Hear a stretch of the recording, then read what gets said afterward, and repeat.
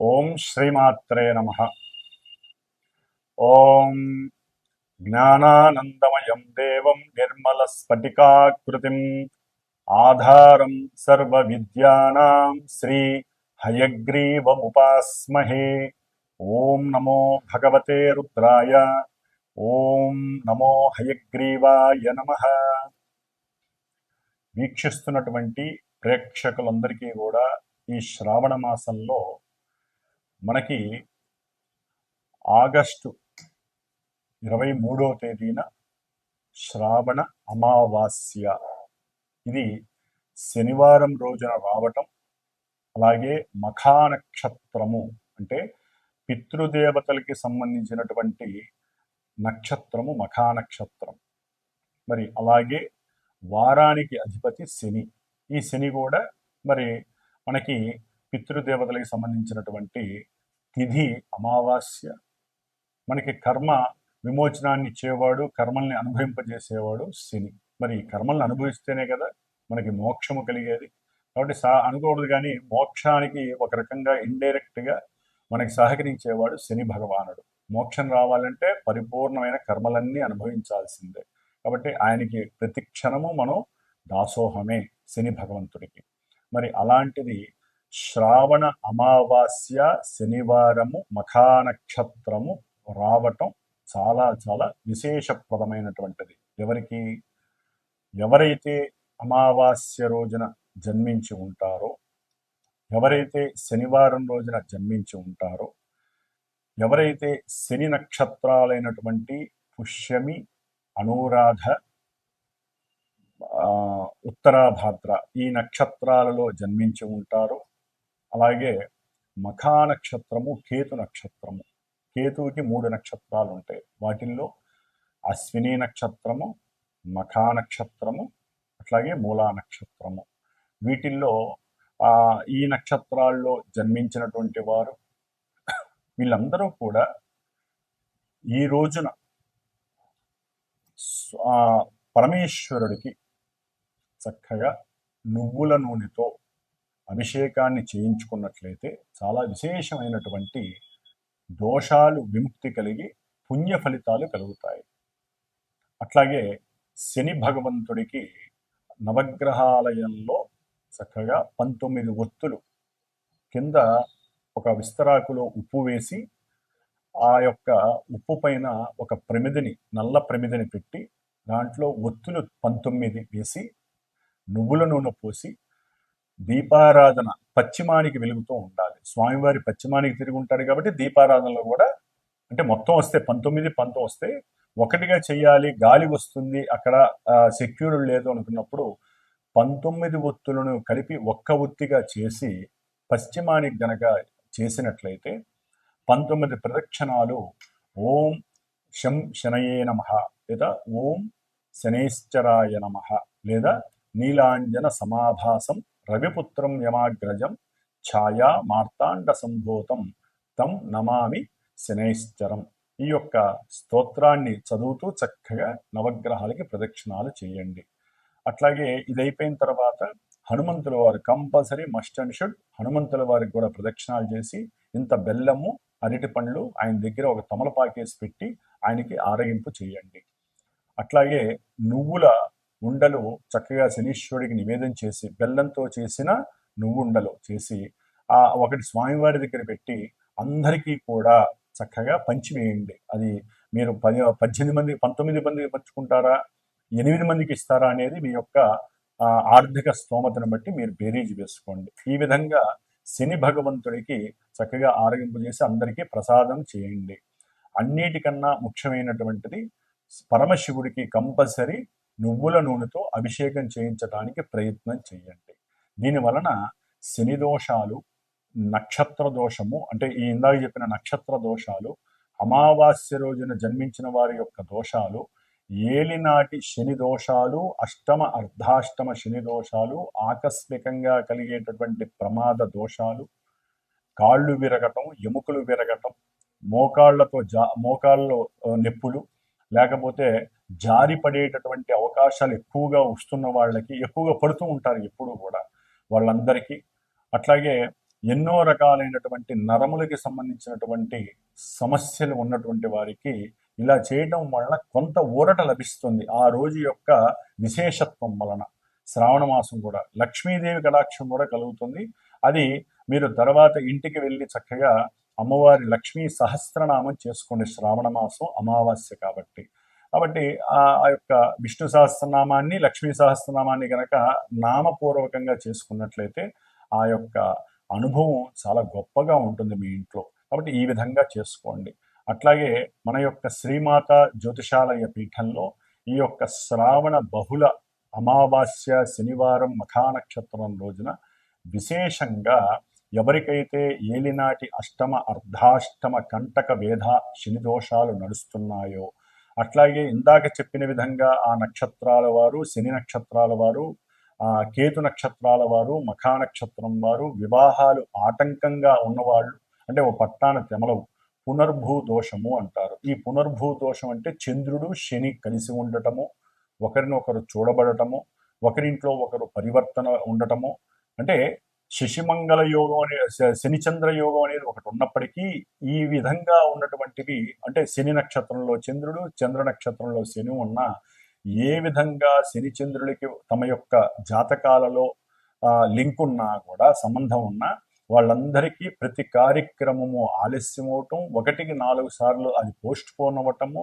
మానసిక నిర్వేదన, మానసిక చింతిత వ్యధ, మనస్సులో రకరకాల వికార భావాలు, ఒక రకంగా చెప్పాలంటే ఎంత ఫాస్ట్గా మనసు వాళ్ళు చేద్దామనుకున్న పూర్తి ఎగైనిస్ట్గా ఆలస్యంగా జరగటం, దాని వలన జరిగేటువంటి డిసప్పాయింట్మెంట్స్ వలన, అట్లాగే తల్లి యొక్క అనారోగ్య బాధలు, అట్లాగే ఇంకా ఎన్నో రకాలైనటువంటి సమస్యలు, ముఖ్యంగా వివాహపరంగా సమస్యలు అనుభవిస్తున్న వాళ్ళు, వివాహం ఎంత కాలమైనా వివాహం కాని వాళ్ళు జాతకరీత్యా కంపల్సరీ వీళ్ళకి శనిచంద్రుల యొక్క దోషం ఉంటుంది. జాతకంలో చూపించుకుంటే తెలుస్తుంది. అట్లాగే సంతానం బాగా ఆలస్యం అవుతుంది. శని దృష్టి పడితే కనుక సంతాన స్థానంలో శని ఉన్న సంతాన స్థానాన్ని, ఇంకా కొన్ని స్థానాలని శని చూస్తున్న జాతకంలో, ఒరిజినల్ జాతకంలో కంపల్సరీ ఆలస్యాలు అవ్వటం, ఓ పట్టాన తెమలకపోవటం, ఇంకా రకరకాల వేధలు ఈ శని వల్ల కలుగుతూ ఉంటాయి. కాబట్టి ఇంతటి విశేషమైనటువంటి శని అమావాస్య రావటం చాలా విశేషప్రదం. ఇవన్నీ మనకి బోనస్ లాంటివి. ఇది దోషభుయుక్తమైంది కాబట్టి ఎవరైనా మీరు గనక వచ్చి, అంటే సంతానం గురించి కానీ, వివాహం గురించి కానీ, లేదా ఏదైనా ముఖ్యంగా కొన్ని కోర్టు సమస్యలు ఓ పట్టాన తెమలో వాళ్ళు కానీ, వీళ్ళందరూ కూడా కంపల్సరీ వీలుంటే నన్ను సంప్రదించి మన పీఠంలో జరిగేటటువంటి ఈ యొక్క శనిగ్రహ పాశుపత హోమము, అట్లాగే నవగ్రహ నక్షత్ర హోమము జరుగుతుంది. చివరిలో లక్ష్మీదేవి యొక్క శ్రీసూక్త హోమం కూడా జరుగుతుంది. ఉన్నంతలో ఈ యొక్క హోమం జరుగుతుంది. కాబట్టి ఈ వారం రోజుల్లో ఎవరైనా కనుక నన్ను సంప్రదించినట్లయితే, ఈ హైదరాబాద్లో ఉన్న వాళ్ళైతే కనుక అవసరం ఉంటే తప్పనిసరిగా కేటాయించి ఒక 3 గంటలు ఆ హోమంలో కూర్చునే అవకాశం తీసుకోండి. ఒకవేళ దూరంగా ఉండి వేరే అదర్ స్టేట్స్ కానీ, వేరే రాష్ట్రాల్లో, జిల్లాల్లో ఉన్న వాళ్ళు రాలేకపోయినట్లయితే వారు నాతో సంప్రదిస్తే, మీ గోత్రనామాలు ఇస్తే వీడియో ద్వారా మీరు దాన్ని చక్కగా చూడవచ్చు. ఆ ప్రసాదం కూడా మీకు అందుతుంది. కాబట్టి ఈ యొక్క అవకాశాన్ని సాధ్యమైనంత వరకు ఎవరు దుర్వినియోగం చేసుకోకండి. ఎవరైనా అవకాశం ఉంటే ఉజ్జయిని మహంకాళేశ్వరుడు గుడికి వెళ్తే కనుక శని అమావాస్య రోజున ఈ జీవితంలో వాళ్ళు ఎన్నో జన్మల యొక్క కర్మ భ్రష్టత్వాలన్నీ పోగొట్టుకున్న వాళ్ళు అవుతారని ఎవరో కాశీలో ఒకానొకప్పుడు ఒక మహాయోగి చెప్పాడు నాకు, ఒక 15 ఏళ్ల క్రితం. కాబట్టి ఆ అవకాశం అందరికీ ఉంటుందో లేదో తెలియదు, కానీ ఉజ్జయిని మహంకాళేశ్వరుణ్ణి మనసులో తలుచుకోండి ఆ రోజున. అట్లాగే ఈ యొక్క కార్యక్రమంలో పాల్గొనడానికి ప్రయత్నపూర్వకంగా సంప్రదించండి. తప్పకుండా మీకు కూడా ఆ యొక్క అనుగ్రహం, శని అనుగ్రహం రుద్రుడి ద్వారా కలుగుతుందని గట్టిగా చెప్పగలుగుతున్నాను. ఓం శం శనైశ్చరాయ నమః. ధనస్సు రాశి. మరి ధనస్సు రాశి వారికి దాదాపుగా 5 నెలల బట్టి అర్ధాష్టమ శనిగ్రహ బాధలు అంతా ఇంత లేవు. మొన్నేదో ఆయన వక్రించాడు, ఒక 4 నెలల పాటు కొంచెం ఎడతెరిపి అన్నట్టుగా ఉంటుంది. బాగా వర్షం పడుతూ ఏదో మధ్యలో ఆ వర్షం యొక్క ప్రభావం తగ్గినట్టుగా మాత్రమే ధనుస్సు రాశి వారికి ఉంటుంది. ఈ టైంలోనే కొన్ని పనులు జరిగిపోతూ ఉంటాయి. అంటే వాళ్ళు అనుకున్న సంకల్పం సిద్ధించడానికి చిన్న వెసులుబాటు అని మనం అనుకోవచ్చు.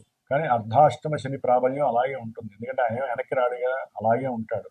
కాకపోతే ఆయన మన యొక్క సూర్యుడికి కొంచెం దూరంగా ఉంటాడు కాబట్టి ఆ నడిచేటటువంటి సందర్భంలో ఆయన దూరంగా వెళ్తాడు కాబట్టి తగ్గినట్టుగా ఉంటుంది ఆయన యొక్క ఫోర్స్. ఆయన అదే వైశాల్యంతో ఉంటాడు, అదే పద్ధతిలో తిరుగుతాడు, ఆయన కక్షలోనే తిరుగుతాడు. బట్టి అర్ధాష్టమ శని దోషం ఎక్కడికి పోదు. అంటే ముఖ్యంగా జల సంబంధితమైనటువంటి కొన్ని గండాలు వీరిని ఇబ్బందులు పెట్టడానికి అవకాశం ఉంటుంది. అట్లాగే ఉద్యోగ ప్రయత్నాలలో అలసత్వము, ఆలస్యము, మనోవికారాలు ఎక్కువగా ఉంటాయి.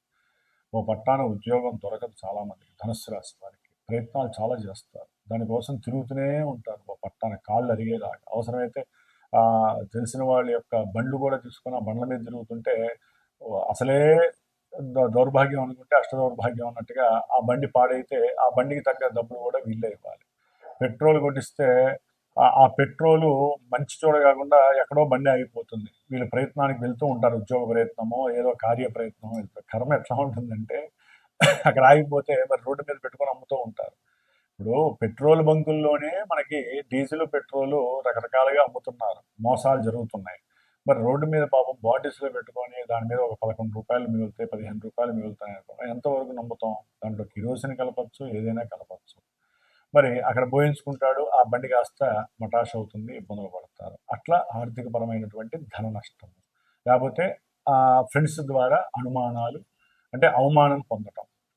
ఇట్లా శని యొక్క దృష్టి వలన ముఖ్యంగా చేసే వృత్తిలో మాత్రం బాగా ఇబ్బందులు ఉంటాయి, మార్పులు ఉంటాయి. లేకపోతే వృత్తిరీత్యా ప్రయాణాలు చేస్తూనే ఉండాలి. తల్లి యొక్క ఆరోగ్యరీత్యా ఇబ్బందులు.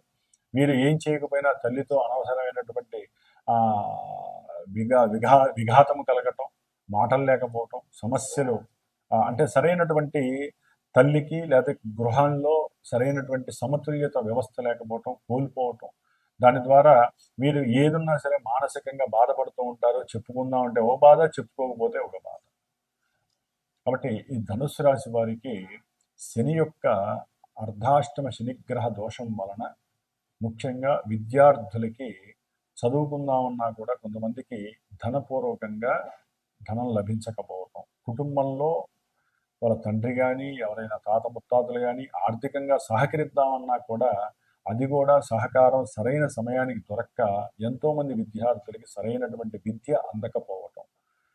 అట్లాగే ఆరోగ్యంలో ముఖ్యంగా ఆరోగ్య విషయంలో వీళ్ళు జాగ్రత్తగా ఉండాలి.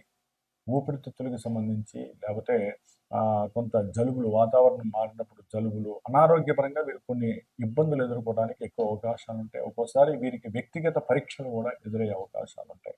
కాబట్టి కొంచెం జాగ్రత్త పడాలి. ప్రయాణాల యందు జాగ్రత్త, అట్లాగే ప్రయాణాల యందు కొంత అలసత్వము, ఇబ్బందులు కలగడానికి అవకాశం ఉంటుంది. అర్ధాష్టమ శని కాబట్టి ఈయన ఎవరినైతే ఏ భావాన్ని చూస్తారో, అంటే కొంతమంది గృహం కడుతూ ఆర్థికంగా కొంత డబ్బు తీసుకుంటారు, అప్పులు వాళ్ళు బాగా ఇబ్బందులు పెట్టడం. ఇట్లా అప్పుల పరమైనటువంటి సమస్యలు, ఉద్యోగపరమైన సమస్యలు, ఆరోగ్యపరమైన సమస్యలు, చదువుకునే వాళ్ళ సమస్యలు, ఇట్లా అర్ధాష్టమ శని ప్రాబల్యం ఉన్నటువంటి ధనుస్సు రాశి వారు కూడా ఈ ఆగస్టు 23వ తేదీన తప్పనిసరిగా ఈ హోమంలో పాల్గొనే ప్రయత్నం చేయండి. శనిగ్రహ పాశుపత రుద్రహోమం చాలా గొప్ప విశేషమైనటువంటి శక్తిని కలిగి ఉంటుంది.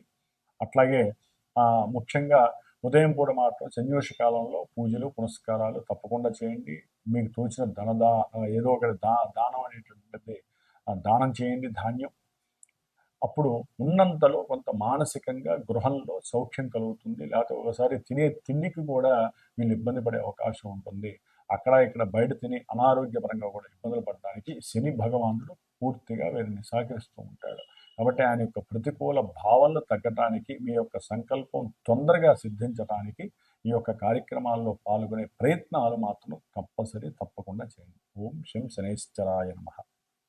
మరి ఈ ఆగస్టు 23వ తేదీన శనివారం అమావాస్య మఖా నక్షత్రం రోజున వచ్చేటటువంటి శ్రావణ బహుళ అమావాస్య రోజున ఎవరైతే ఈ హోమ కార్యక్రమానికి డైరెక్ట్గా ప్రత్యక్షంగా వచ్చి కూర్చొని లేకపోతే చూసి కార్యక్రమాన్ని చేస్తారో, లేదా ఎవరైనా సరే పరోక్షంగా గోత్రనామాదులు ఇచ్చి యొక్క కార్యక్రమంలో పాల్గొంటారో, రాలేని వాళ్ళు, వచ్చేవాళ్ళు ఎవరైనా సరే చక్కగా ఒక బ్రాహ్మణ్ణి అక్కడ కూర్చోబెట్టి, ఎవరికైతే ఈ ఏలినాటి అష్టమ అర్ధాష్టమ శనిగ్రహ దోషాలు, ఎవరికైతే ఇందాక నేను చెప్పినటువంటి ఆ దోషాలు ఉన్నటువంటి వాళ్ళు అనుభవిస్తున్నారో, అసలు ఎవరైనా సరేనండి, ఎవరైనా సరే దాన రూపకంగా కూడా ఆ ఏమేమి ఇవ్వాలి, ఆ ఇచ్చేటటువంటి ఒక బ్రాహ్మణి కూర్చోబెడతాను, చక్కగా సంకల్పం చెప్పి అక్కడే దానం కూడా ఇచ్చేసేసుకొని వెళ్ళిపోవచ్చు.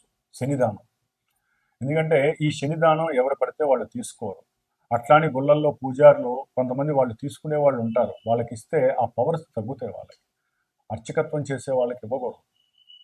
అట్లాగే దానికంటూ ఒక నల్లటి బ్రాహ్మడు, లేకపోతే దానికి కేటాయించుకొని ఓపికగా ఉండి 60 ఏళ్ళు పైపడినటువంటి ఒక వృద్ధ బ్రాహ్మడు కూర్చొని ఈ యొక్క దానాలు తీసుకునేటటువంటి వ్యక్తికి మీరు ఇచ్చినట్లయితే కనుక శని యొక్క దోషము తొందరగా పోవడానికి అవకాశం ఉంది.